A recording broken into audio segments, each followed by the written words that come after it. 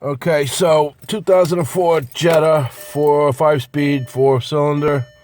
It's cranking but not turning over.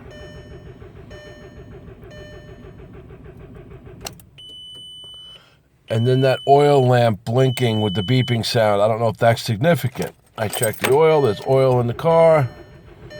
I don't know if it's some kind of a sensor. Any help would be greatly appreciated.